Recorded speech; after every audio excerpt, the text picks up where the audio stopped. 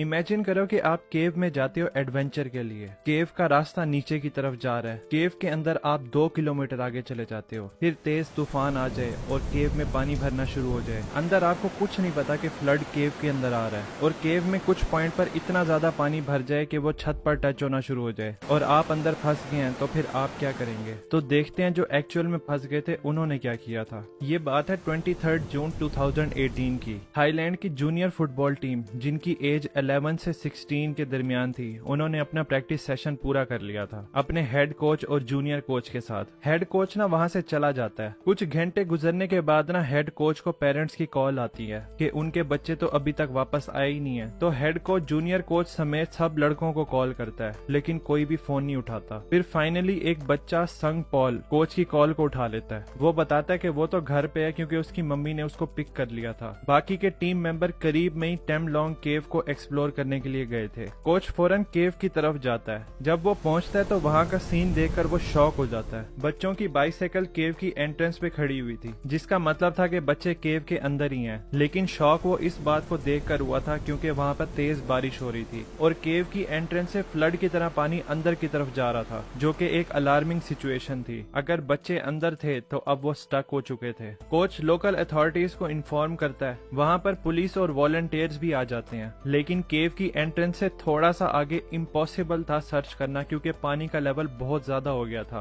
और आगे access block हो चुकी थी केव के अंदर जाने की। थाई नेवी सील की टीम वहां पर आ जाती है अगले ही दिन बच्चों को रेस्क्यू करने के लिए। इनिशियली तो वो ये डिसीजन लेते हैं कि पानी को केव से बाहर पंप करते रहते हैं जितना हो सके। लकीली एक ब्रिटिश केव एक्सपर्ट वर्नन अनस्वेथ, जो कि वहीं पर रहता था, वो सालों से इस थेमलोंग केव को एक्सप्लोर और मैप कर रहा था। वो मदद के लिए आता है। वो बताता है कि केव की एंट्रेंस से हम जब 1 किलोमीटर आगे जाते हैं तो केव स्प्लिट होती है टी पॉइंट पे, लेफ्ट और राइट डायरेक्शन में, और लेफ्ट में ये और अंदर की तरफ जाती है और वहां पर हाइटेड पॉइंट्स भी हैं जिधर बच्चे हो सकते हैं अगर वो जिंदा हुए तो। वरन अनस्विथ ने ब्रिटिश केव डाइवर जॉन वॉलेंटन और रिचर्ड स्टेटन से कांटेक्ट किया और उनको मदद के लिए थाईलैंड बुलवा लिया क्योंकि इन लोगों ने पहले ही काफी सारे रेस्क्यू ऑपरेशंस किए थे। दिन गुजरते जा रहे थे और सबसे ज्यादा डर ये था कि टीम के पास खाने पीने को कुछ भी नहीं है और ऑक्सीजन लेवल भी बहुत ज्यादा कम है क्योंकि कुछ एरियाज में पानी फुल था केव में। केव की एंट्रेंस से काफी आगे तक पानी निकल चुका था, तो उन्होंने चैम्बर 3 पर अपनी परमानेंट बेस बना ली, जिधर उन्होंने ऑक्सीजन टैंक्स रखे, फूड सप्लाईज और डाइविंग इक्विपमेंट्स रखी। तो ये 2 ब्रिटिश डाइवर चैम्बर 3 से आगे सर्च करने के लिए तैयार थे।